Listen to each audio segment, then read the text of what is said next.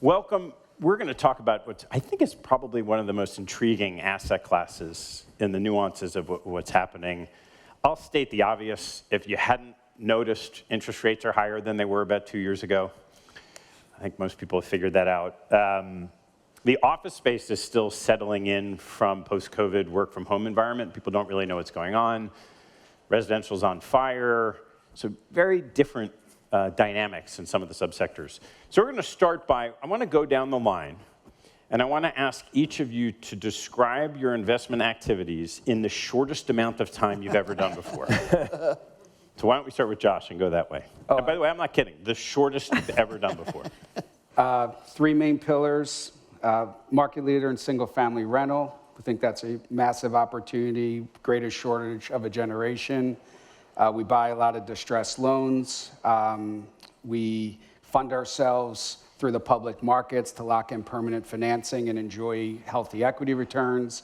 And 3, we just purchased a second lien originator called Spring EQ to take advantage of trillions of dollars of untapped equity in people's homes. And you managed to do that without saying the name Cerberus?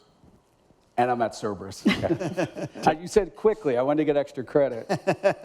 Tim? So Fortress, and we make money for our investors. Wow. No, I'm kidding. That's good.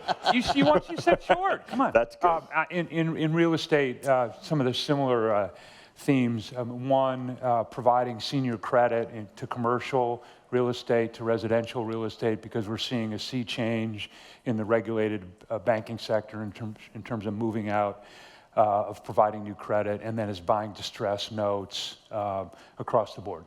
Josh squared. So I'm Josh Morris. I'm a partner at Davidson Kempner. We're an alternative asset manager who manages hedge funds and closed-end fund vehicles. As a result, within real estate, I invest in the commercial real estate space in both public and private markets, and top of the capital structure to the bottom. And so we can look across those spaces to find the most interesting and unique special situations where we think there's excess rate of return per dollar of risk. Maggie? Maggie Coleman, CIO of Real Estate Equity for Manulife. In the shortest amount of time, I would say, we're very focused right now on scaling both our third-party investment management business, which I run for North America. We also have a large APAC presence. So we're scaling by diversifying across the alternative sectors, which I know we'll talk quite a bit about today, as well as bringing in unique partners across operators and developers. Also, on behalf of the general account, diversifying that portfolio as well. Jay Sabi, I'm the CIO of Texas Teachers. We have a $30 billion a real estate portfolio, about 15% of the fund. We are benchmark aware. We benchmark ourselves to the NCREIF Odyssey. We like to know exactly what's in that index. And then our strategy is really the pursuit of niches, the things that might make it into core in the future. Lots of great opportunities right now. Number one for us is absolutely data centers. I know that might be a little bit boring. I think everyone's heard that, but that opportunity is so massive and large. We're focused on that. And I hope to let you know a few of the more things that we're focused on as the hour progresses. All right, not bad. It's okay. That was pretty good. Not bad. It's not bad. You kept us. So we're going to break this down. We're going to do a bit of an overview of, I guess the topic is transversing your reality, so I'd be curious to understand what your reality is. Then we're going to play Shark Tank. So Josh, Tim, and Josh are going to give best ideas. Maggie, Jason, maybe I get a vote. We'll kind of weigh in. Maybe we'll strike a deal. Maybe we won't. And then whatever we don't cover, we'll come back to. So Jason, why don't we start with you? What do you see as your reality as you're looking across the landscape of real estate, and other than data centers, of how you're thinking about the opportunity set? Sure. So data centers is our number one idea this year, but the reality, I don't know the percentage of real estate professionals in the room versus non-real estate professionals, but one thing I would absolutely point out if you're a non-real estate professional is that when you think of real estate, what do you think of? And the first thing that probably comes into your mind is office. Commercial office buildings. We all see them, we work in them. And the reality is that, our portfolio, we're only 11% office. So we're 89% so many other things. And so, people come up to me and they'll say, you guys must be having a really difficult time these days. I mean, office, it's really hit a rough patch. And look at them and like, well, it's a very small portion of our portfolio. So that's kind of the landscape that we're operating in. And there are so many areas of our portfolio that have not been touched yet. And I say yet because some inevitably will be, but by rising rates and some of the challenges that office in particular has come up against. Maggie?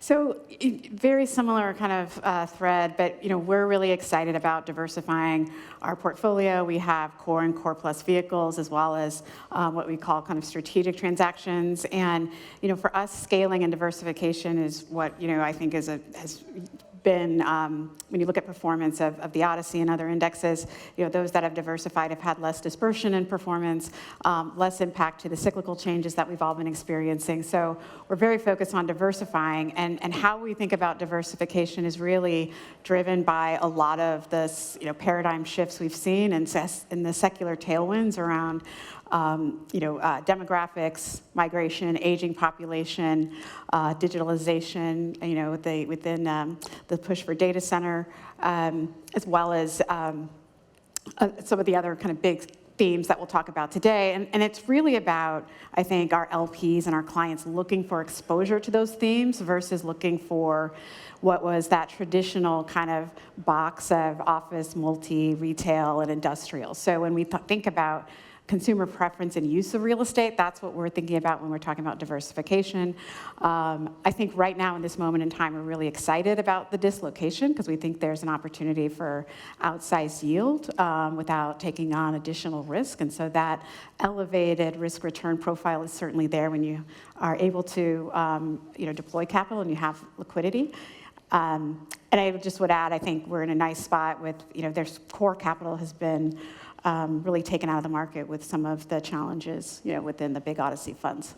So before we move on, Jace, what are you avoiding like the plague? Definitely office that's overbuilt, oversupplied. Austin, Texas, unfortunately, where we are right now, is some of the highest vacancy rates in the country. Avoiding those from an equity perspective. However, the converse of that is one of our greatest opportunities is definitely real estate debt. So structured solutions for people that need to refinance, in particular those office buildings. Maggie, anything you're completely avoiding?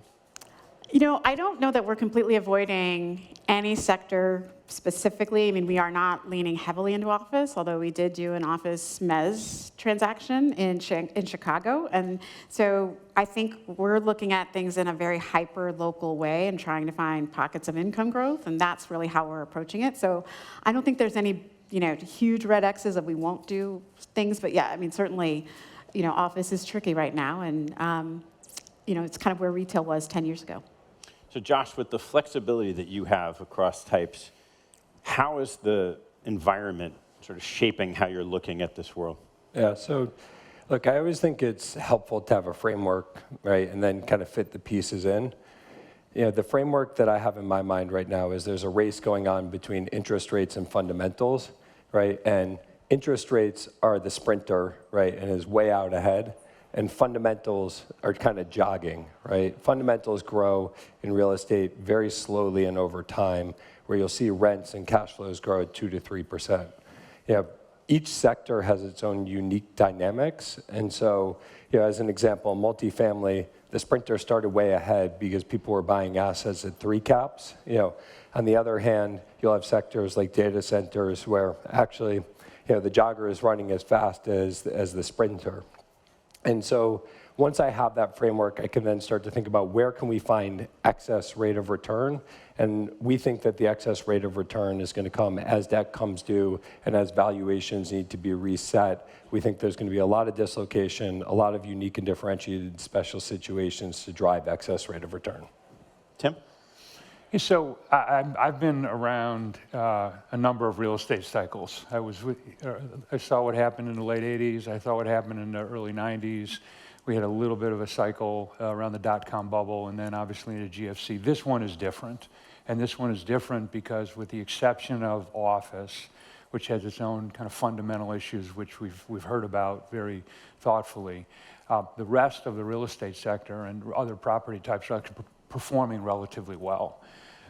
And we're in an economic environment that while the middle class and others are struggling because of inflation, the overall economy is pretty strong. So this is about valuation. It's about the fact that, as Josh was saying, interest rates have affected valuations and they affect the cost of capital. Right?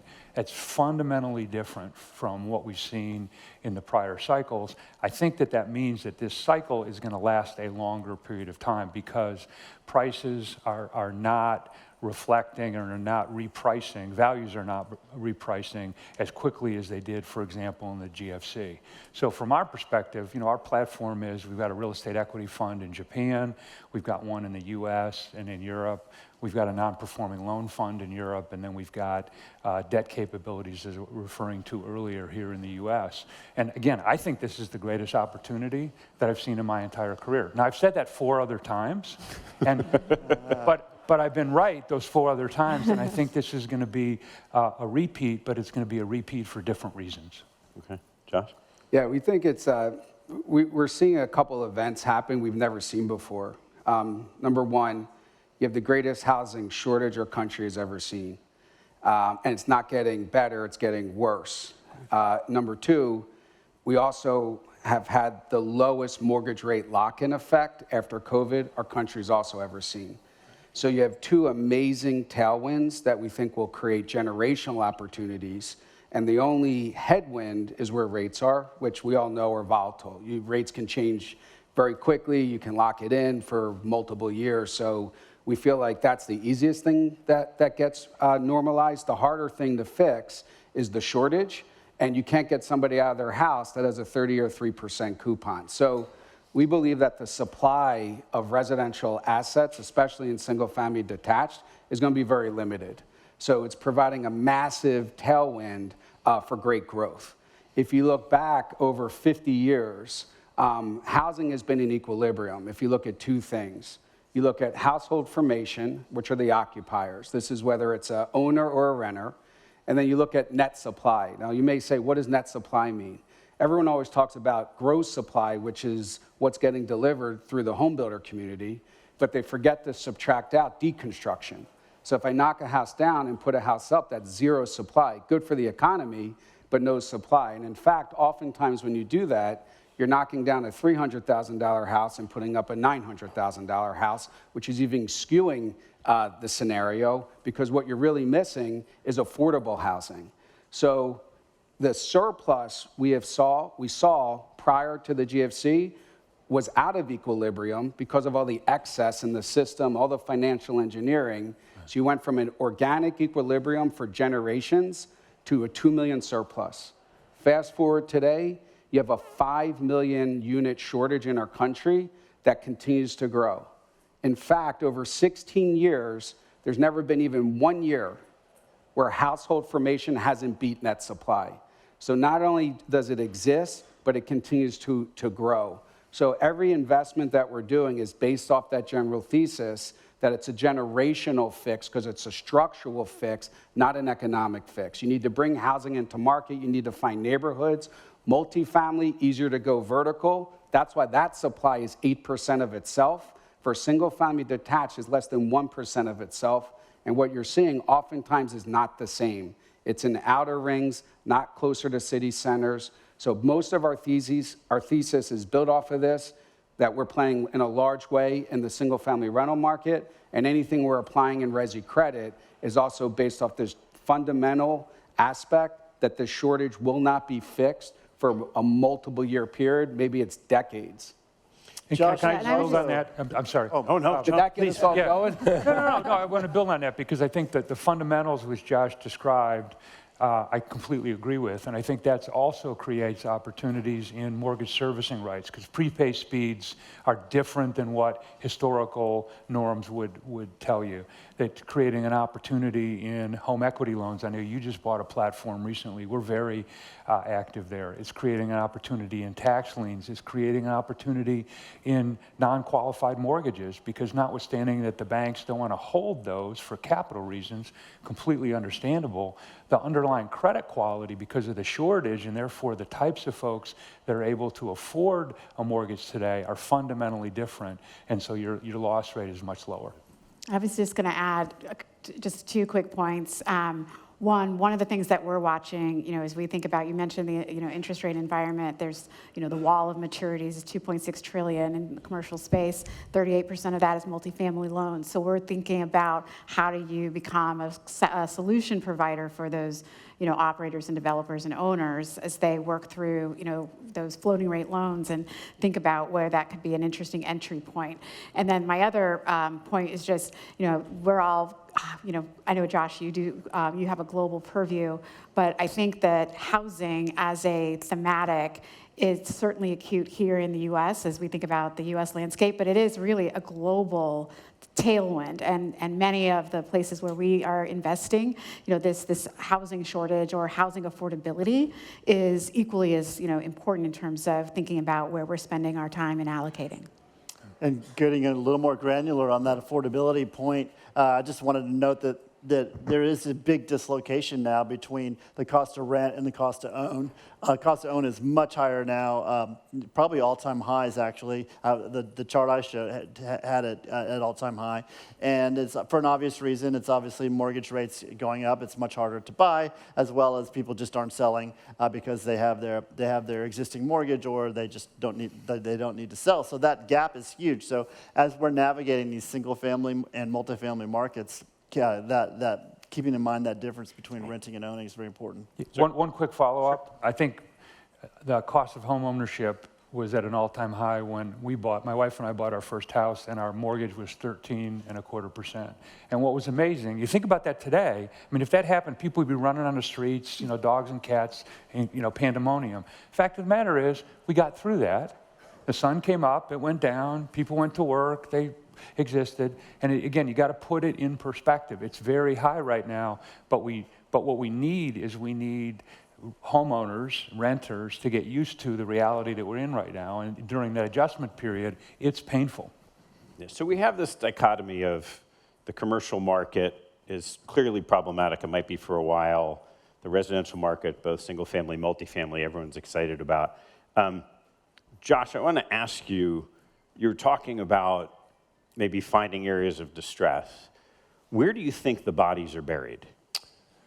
Yeah, so I think we take an event overlay, but not necessarily looking for pure distress. Like, if you're out there strictly looking for distress, you can find your way into trouble because you'll tend towards sectors that are, have fundamentals that are underperforming, right? So right now, if you wanted to go and invest in distress, you're probably strictly buying office. And as everybody on this panel has already pointed out to you, that's totally undesirable. And even if you're successful in working through a loan in an office building, you have nobody to sell it to because Maggie and Jace aren't going to buy it from me when I'm done with it, right? And so instead, what we're trying to do is find interesting fundamentals and then excess rate of return from unique situations. So, I'll give you an example. Jace was talking about data centers, right? We have had substantial success in the data center space. I'll start with the obvious dynamics, okay, and then I'll get to the unobvious.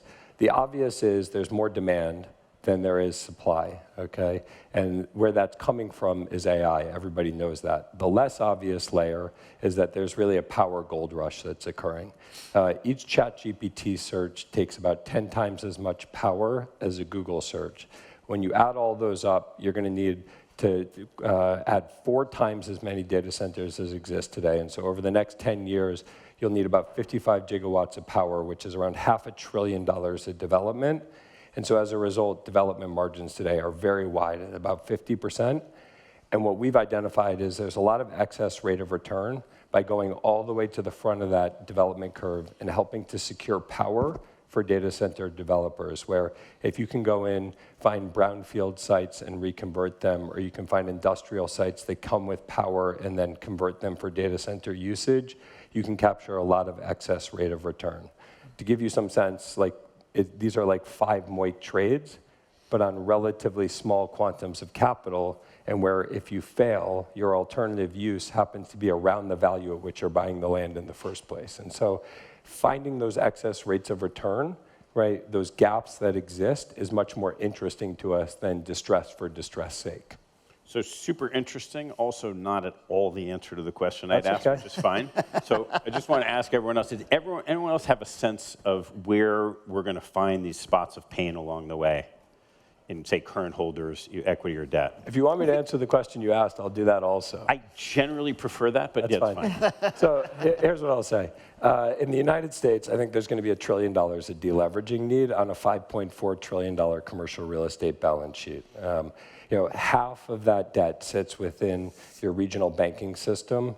And so, I think the regional banks are certainly going to be where a substantial proportion of that pain will sit. Additionally, what I'd layer on top of that is, of that $1 trillion of deleveraging, we think more than half of it comes from multifamily. Okay, and the reason why we think that is, if you paid a 3 or 4 cap for an asset, and ultimately you're delivering into a market that may long-term have fantastic fundamentals, but short-term has oversupply. For example, in Austin, where you live, Jace, you have 9% growth in supply.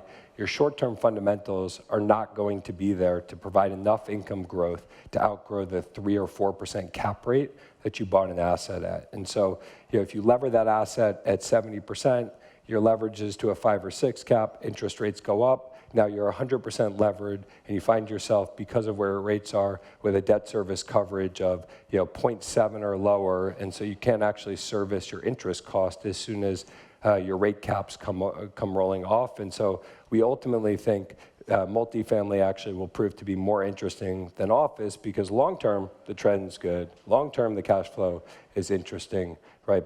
But short-term, there's going to be meaningful pain because people overpaid.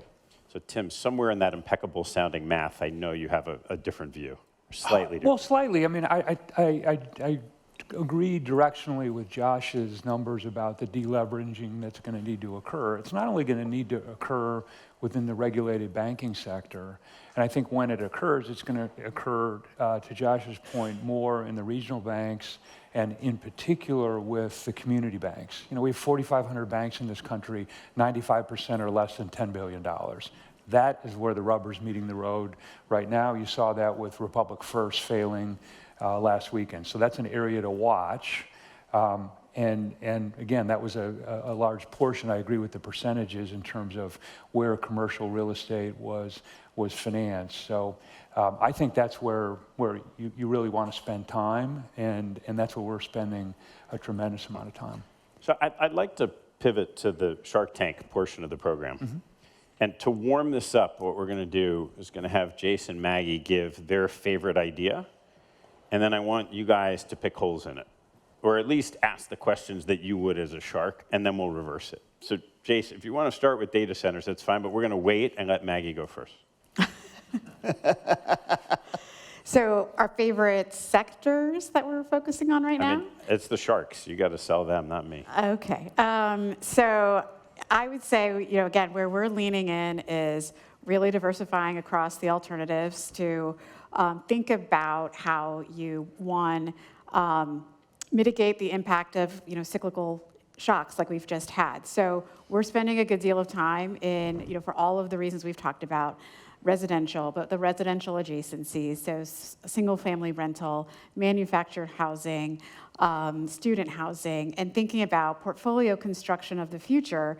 It's really about, I think use, like I said, in consumer preferences that really create what is a core portfolio versus a specific way of casting property types like we have in the past. We're spending a good deal of time around the industrial adjacencies, including industrial outdoor storage, truck parking, which I know is dear to you, so hopefully that gets me points.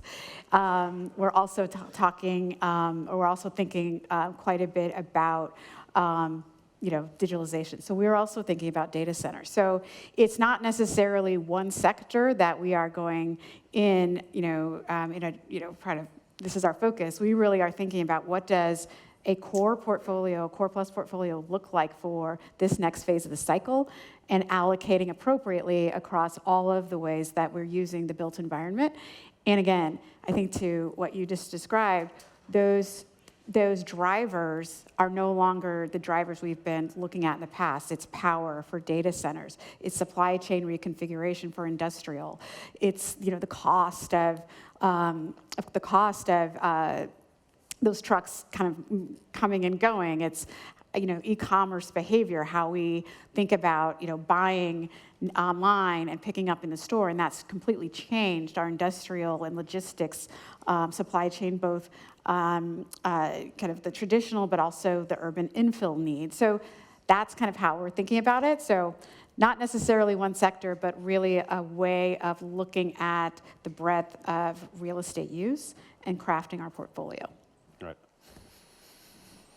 Yeah, Please. I mean, one comment when we were talking about distressed, in the sector that we typically evaluate, the irony, it's more about opportunity and how we make money than that there is a distressed opportunity. So for example, we can make money in residential assets, steady eddy, low volatility, diversified, compound over multiple years, huge money, but it's not distressed. And then where we can make opportunistic type returns that look like distressed returns in the mid-teens to high teens is by doing second lien lending, right? Which also takes advantage of the housing market. So for example, if you have a 3% mortgage and you have 50 loan to value, great underlying borrower, you can lend that person money at a 9-10% yield and make mid-teen, high-teen returns, not distressed. So it seems to me for commercial real estate, you're supposed to be playing it from the opportunistic side, buying distress like you're trying to do, and then can blend that with other solid, steady eddy, very predictable outcomes that are opportunistic, and kind of do it in a blended portfolio. So diversification's a bunch of bullshit. No, I disagree with Did I that. I think that's what I liked about Maggie's strategy, right? So give you high points there, but to be critical, it's very complicated what you just described. And so I think the team that you're going to need to assemble, right, to be able to execute on your strategy, which, by the way, I agree with, right, from a diversification standpoint, because I think what you saw in this last cycle is folks were just too concentrated, even though they thought they were diversified. Right. But I think diversifying into multiple product types, all the sense in the world, you're going to have to assemble a different team to be able to oversee that.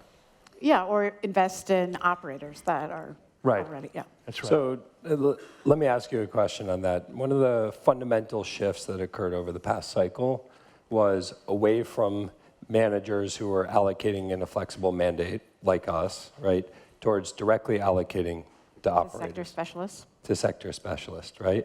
So how do you do that effectively, and how much excess rate of return do you actually believe that you can drive by doing that?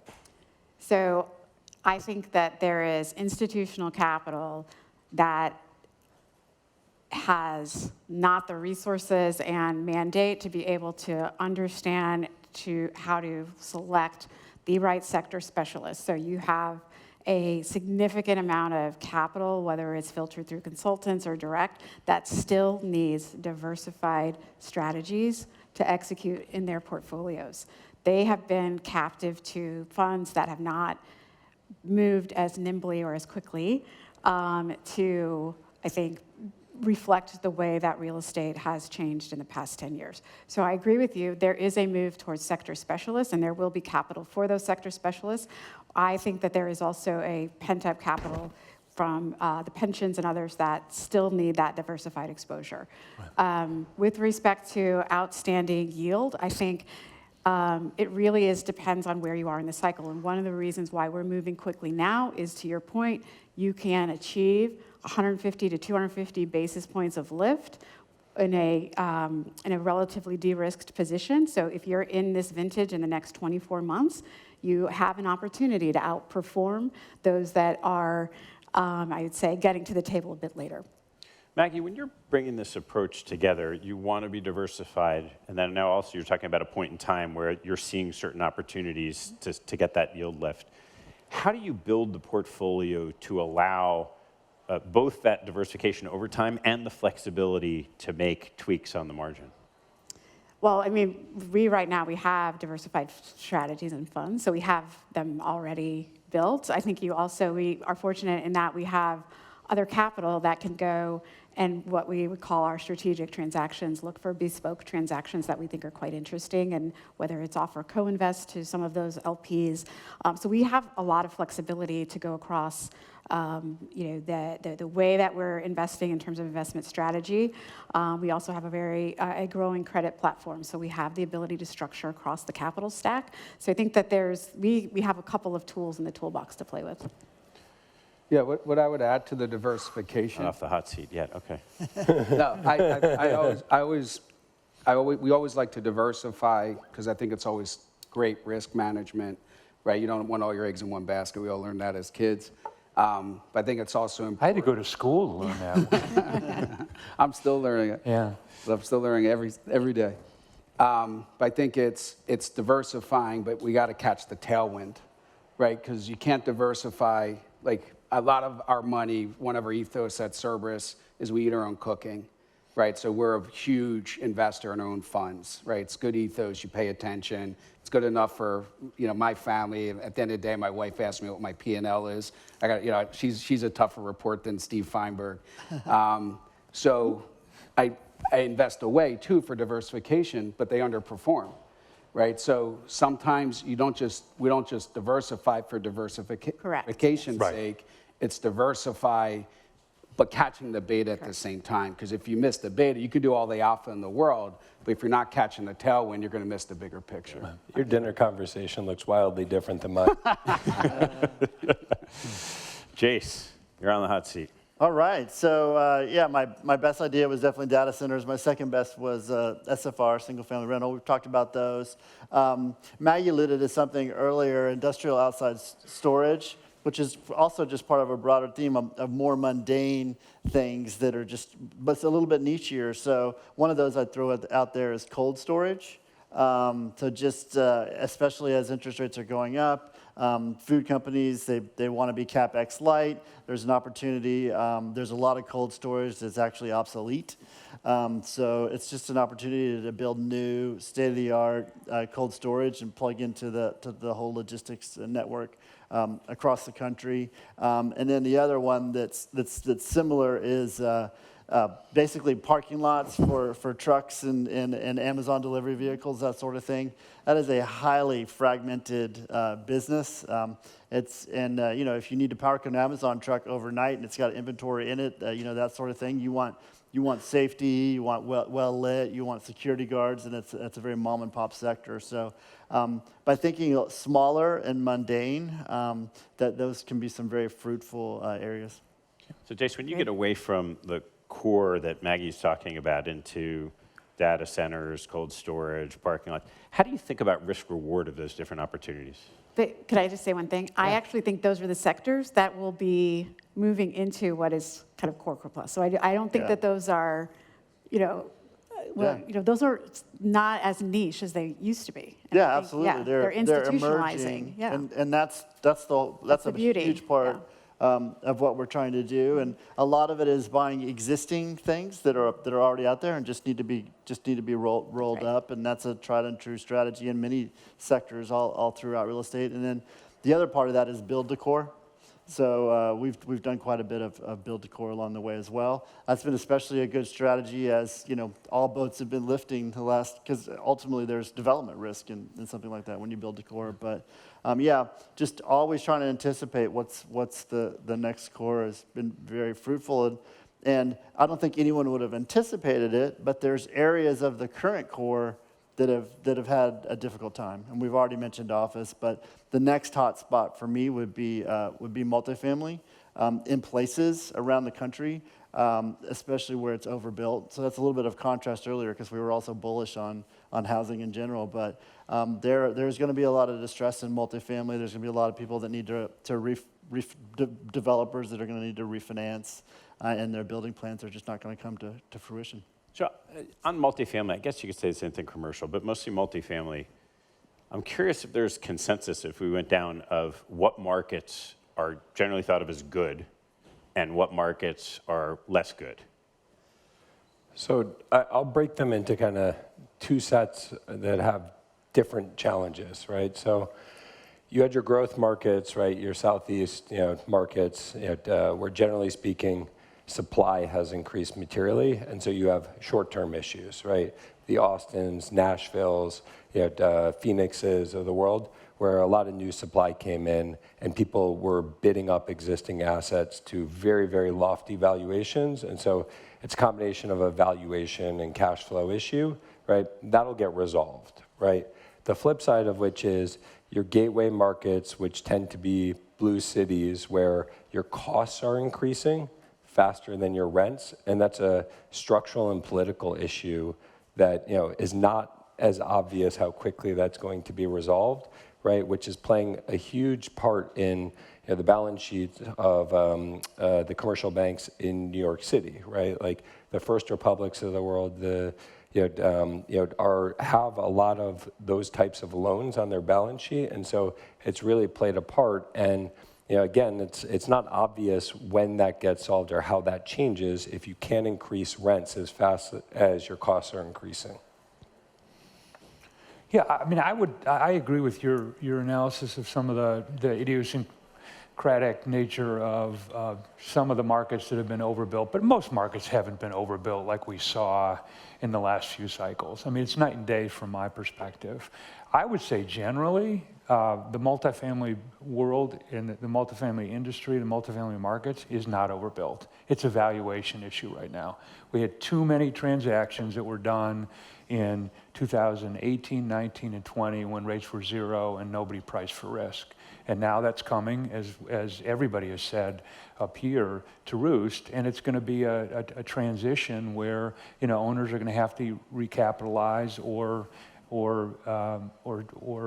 lose their properties. I think in New York is a really interesting example, and in particular, one of the reasons we like the New York multifamily market is because First Republic, Signature, and New York Community Bank don't exist anymore for new lending. That was 30 to 40% of the market. Who's going to provide that? Well, we're happy to provide it. We're doing it right now at 50 to 60% loan to value at SOFR plus 450 to 600 with a point up front and a point exit fee. All of a sudden, you're getting a low teens for taking recapitalized multifamily risk in one of the world's great cities. Do that all day long. Yeah, what I would, and I agree with all my colleagues. I think, one of the things we always think about, it's the fundamentals, talk about affordability, costs, revenue projections, but it's also the technicals. And, I've been investing for over 30 years in the mortgage space. I'm not good at a lot of things. I happen to keep thinking I'm good at this, and I just keep learning the hard way and keep improving. And one of the things that we've uncovered is that if you had to think about all the aspects that will drive performance in the long run, it comes down to one thing for when you're dealing in residential assets. That one thing is population growth. If you get that right, in the long run, you're going to win. Because that population growth, that's your demand side. That's whether you're a homeowner and you're buying, or whether you're a renter, you're the occupier. So where we're investing is big in the Southeast, big in not in California, not in New York, not in the Northeast, but it's in Texas, it's in the Carolinas, we're big in Atlanta. These are all the people are going. If you looked at it from 2010 to 2019, our country grew at about 80 to 90 basis points population growth. The Northeast barely grew. California, about 60 basis points. They're all going to Jace's state, yeah, exactly. and Florida, right? So if you catch that right, that's the huge tailwind. And then if you think post-2019 to post-COVID, it's even exacerbating. It's even more. You can't keep up with that demand. So whether you're investing in multi, which is going to be more idiosyncratic, location, location, location, right, or single family, which is a way different bet. It's diversified. We'll go into an area and we're buying homes over a 50-mile diameter, right? We're just trying to get it right on average. It's like writing life insurance, right? We do a profile.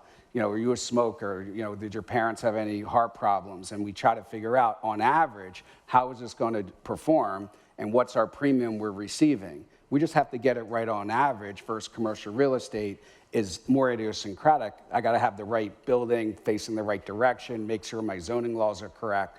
So what we believe as a firm, the safest way to play this multi-generational shortage is in a diversified, actuarial, statistically proven bet in single-family rental. You can make a ton of money over multiple years. And in inflation plus, we were looking at this morning because an investor asked me, we have data since 1989. Think about what a house is. It's a basket of commodities with a floating rate coupon, which is your rent, which resets every year. Since 1989, inflation in our country has been about 3.5%. If you would have invested $1 at 3.5%, you would have made 3 and change times on your money over 35 years. Not bad. If you would have invested in single-family rental, you would have received a $9.70 annual return, and you'd be sitting on $25 for every $3 at inflation. Where else can you find an asset class like that that's low volatility, diversified, and compounds, that's typically tax favored like other commercial real estate, and get a massive multiplier on your money and invest in a massive way in the United States of America? So we think this is a rare opportunity. So that's clearly going to count as your Shark Tank pitch. Tim, I don't know if you want to ask the question or you want me to, but the growth markets, everyone would agree, Southeast, Sun Belt. Boston, growth markets. Yeah. But they've also come up a lot in valuation. Mm-hmm. So you were talking about the importance of valuation, which leads you to New York. So what do you say to Josh, who's saying, well, look, statistically, we want to be where the growth is happening, but you got to balance that against valuation? Well, I think Josh's point isn't from a single family standpoint where you're going to have many more units, right? You move where the population isn't necessarily growing. In the single family market in large urban cities is really a condo market and a multifamily market, right? And you can have situations where you don't necessarily have population growth in a state. You can still have population growth in a city, but you can still have a shortage of housing. So you could argue, New York, for example, not to beat the dead horse, but there's not population growth. It's actually shrinking, except you still have hundreds of thousands of shortage of multifamily units in the city for the existing population. So there's still going to be demand. So I would say it's a mix, just to push back a little bit. It's about demand, right? And it's also about supply, the population growth. Yeah. Jace, Maggie, is this just kumbaya with single family? Are we good here? I think so. I mean, one point I'd love to just make is we talked a little bit about, Northeast cities that are land constrained, and one aspect of this for sure is places like Dallas or Austin. There's almost infinite land, and so that's a real dynamic here. You move 5 miles outside of town. It's basically pasture land. You build a community. So it turns into a blue ribbon school district. And then, 5-7 years later, you move another 5 miles down, and then it's another blue ribbon school district, and another, and you can do that for quite a long time. So it contributes to a growth mindset, and it builds on itself and builds and builds and builds. But you always have to keep in mind that, that there is that infinite land, and that you ultimately you're probably not going to be supply constrained, and you can't have that as a tailwind to what you're doing, because somebody can always come out and build even more. Even as like a place like Austin, where we're based, we do have all of that land. It really was just that so many people moved there simultaneously, right, and overwhelmed the supply. Yeah. Tesla showed up and built their factory and said, we're going to hire 10,000 people. We need 10,000 housing units, please. And it's just like, yeah, we can build them, but it's going to take some time. So. And I think in Austin in particular, that supply all came in like a pretty condensed area. So we like Austin for all the reasons, and have invested. And I think if we just did it and looked at an opportunity, and it was at such a great basis, but the tailwinds are there. But it was not near, where that kind of bulk of supply has been delivered. And as it's a block by block kind of analysis. You said location. It's just, there are places where we are thinking if you can get in at a very good basis, again, right now is a good time, you can start to foresee income growth in areas that are not oversupplied. All right, Josh. We've been waiting for this the whole time. Massive flexibility everywhere you want to go. Best idea. Yeah, I already gave you data centers, so I'm going to go ahead and skip that, and I'll go to second best idea.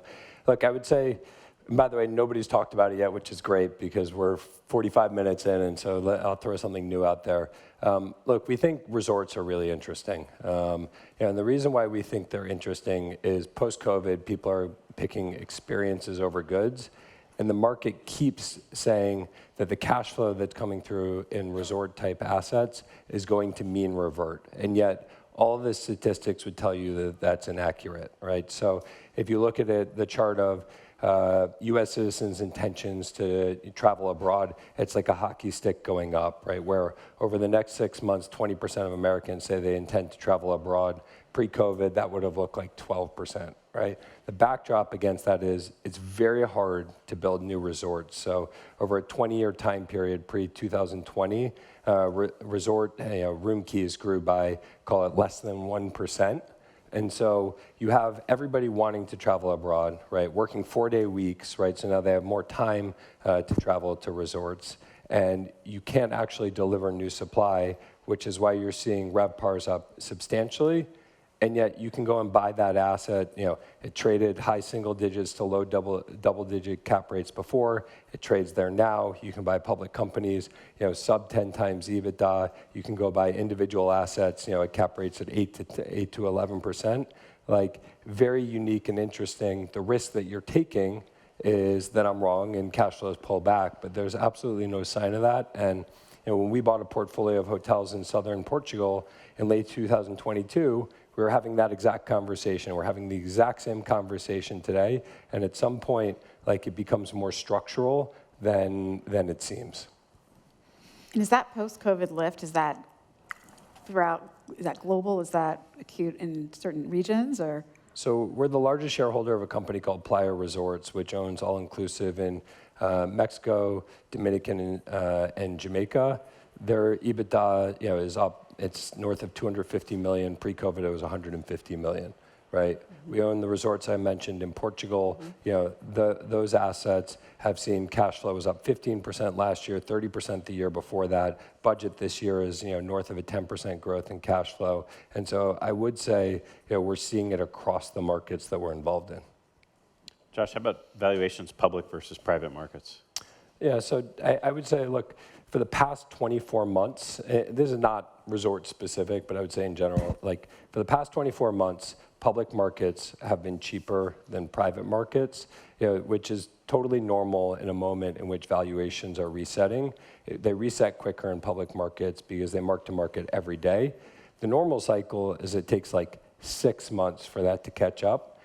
Given how dramatic the move was in rates, our view was it was going to take 2 years, and that's proving to be wildly optimistic that we're going to get back to exactly where we were 2 years ago. It's going to take longer than that. What's interesting is private markets are actually starting to catch up. So, the NCREIF index, now trades, north of a 6% cap rate, right? Public market implied cap rates are around 6%. If you were to look back 6 months ago, public markets were, call it 50 to 75 basis cheaper. If you were to look back, a further 6 months, they were 150 basis points cheaper.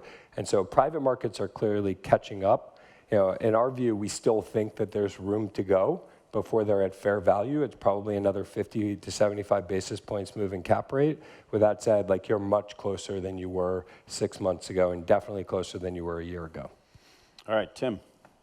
So my best idea is to be product type agnostic in commercial real estate and focus on financing. And I think the best risk return that we're seeing in the market today is to provide senior credit to all commercial real estate product types. Obviously, you've got to underwrite the individual situation, because what we're able to generate for an investor is an unlevered low teens return. And again, this is a 50 to 60% loan to value loan.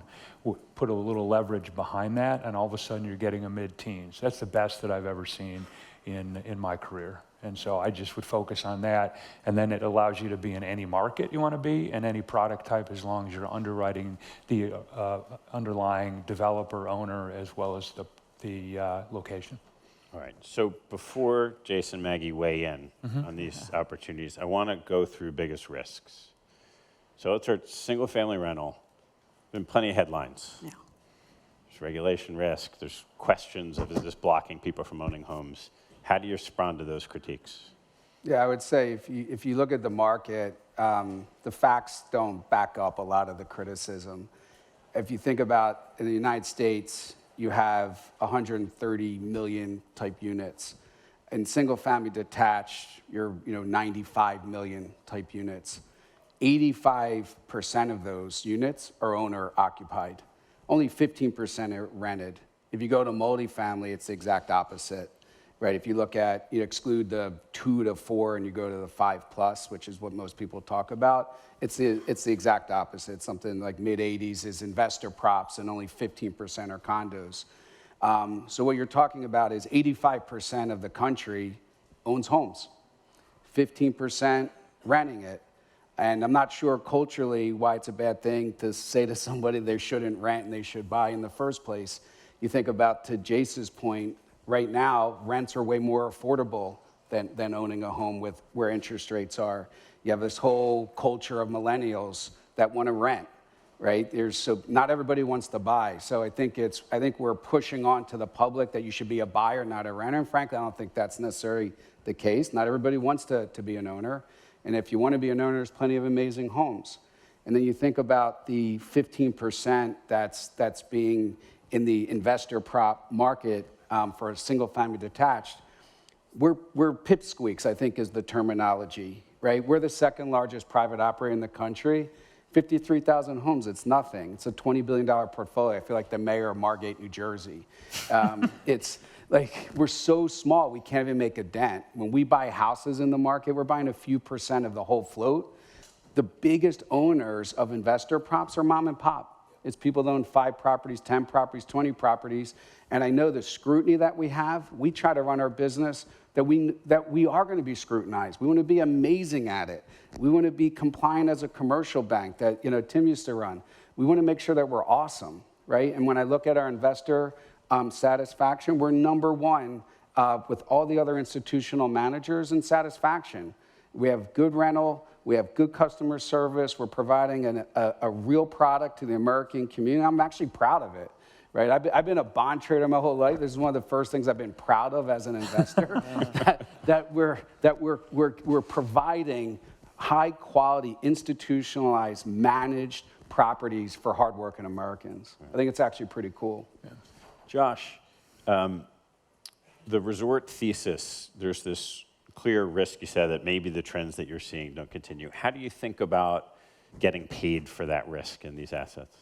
Look, I think it starts with valuation, right? Like, the question is at what price, And I'd pose that back to Josh. It's like, Josh, everything you say could be true, but at what valuation, right? Like, there comes a valuation where that's all priced in, right? An excess rate of return has been squeezed out, right? And so, if you can buy trailing cash flow at 8 times EBITDA, right? Is that cheap if you think it's going to grow and it's inflation adjusted? Like, I would make the case that is, right? And so ultimately it starts with like valuation, and that's what offsets from a consumer pullback, right? And then you can also look at it and say, look, across a cycle, right? Not just like 1 year, not just trailing, right? But where am I creating the trailing 3 years? Where am I creating the trailing 10 years? Maybe pull COVID out of there because it was a unique and one-time event. And then look at it also relative to what would it cost to go and build. And if you're massively below replacement cost, it's hard to build in the first place because the best locations are taken, generally speaking, right? Because of the quantum of infrastructure that goes to creating a new location. And so if you're well below replacement cost, like, you have a huge moat. So I think it's, at the right price, like, you have a real opportunity for excess return, and you can withstand that economic headwinds if it were to come. What's the right price in terms of expected returns? Look, I think it deserves an excess rate of return. Like, so our buyer is probably never going to be a core buyer, right? That core buyer probably wants a real rate of return of 4 to 5%, right? Like, the best buyer for us, for that type of asset, just given how much volatility it has, is going to be maybe core plus, maybe it's more value add, right? And so that buyer is going to require a couple 100 basis points more of incremental rate of return. And so, that buyer is not going to pay 5 cap ever for that asset. Could they pay, instead of 8 times EBITDA, 12 times EBITDA and still make rates of return that are value add? Absolutely. I think your best buyer is going to be the one that believes in the replacement cost argument, which is always humorous to me, not to be difficult, because I've seen a lot of transactions where you underwrite it based upon, it's just going to be so much more costly to build, and that doesn't work out. And folks that believe that you're going to continue to grow your revenues 7, 10, 12%. That's why you need the excess return. Completely agree with it, because the market today in resorts is very, very attractive, but it can't continue forever. Nothing's going to grow at 10% forever. It's just not possible. Yeah. So Tim, the thesis of providing financing that's needed in commercial market, 40 to 50% LTVs with pretty attractive rates of return sounds pretty bulletproof. So what are you missing when you just understand it at that high level? Well, I think what we could miss is we could do a poor job of underwriting the individual asset. That happens all the time, unfortunately.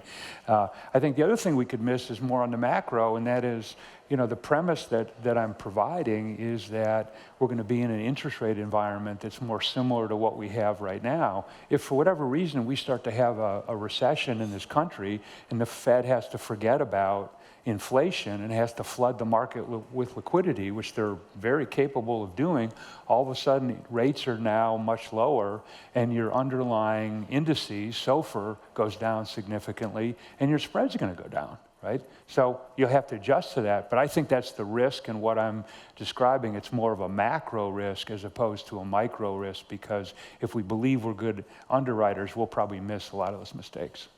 All right, Jace, Maggie, let me just frame this out. We've got single-family rentals with a risk evaluation. Resorts with a risk of cyclicality, and financing commercial real estate with some Fed watching and underwriting requirements. What are you buying? I can go. Yeah. I think at this moment it would be a tie between the SFR. Oh, that is and the, such a cop-out. fine. Okay. The debt. I would We buy get the a debt. participation medal. This is great. I would It's buy like the AWSO debt. soccer. I would buy the debt. One of my primary worries on buying the debt is, do you get that return for a long enough period of time? So just making sure that it's not prepayable, and actually making sure that it sounds counterintuitive, but making sure it's long enough to where you can continue to accrue those I completely agree with you, and I think you got to also buy into the premise, and I should have highlighted it, that the existing regulated banking sector in this country is not going to go back and provide commercial real estate credit at the same rate that they did in this last cycle. Maggie? Well, I was actually going to make a tie too, so maybe I'll say I think for my, call it closed-end kind of capital, I would go with the debt. For my core plus open-ended would be SFR. Can I do that? I'll take second place. No, they're I'll both. take second to Tim. Just to be clear, Josh's best idea was data centers. Oh, yeah, that's true. Second best. So, I want to thank you all so much for this really interesting, kind of nuanced view of what is clearly an attractive set of opportunities. Great. Thank you. Great, thank you. Thank you, Ted. Thanks. Yeah, thanks. That was great.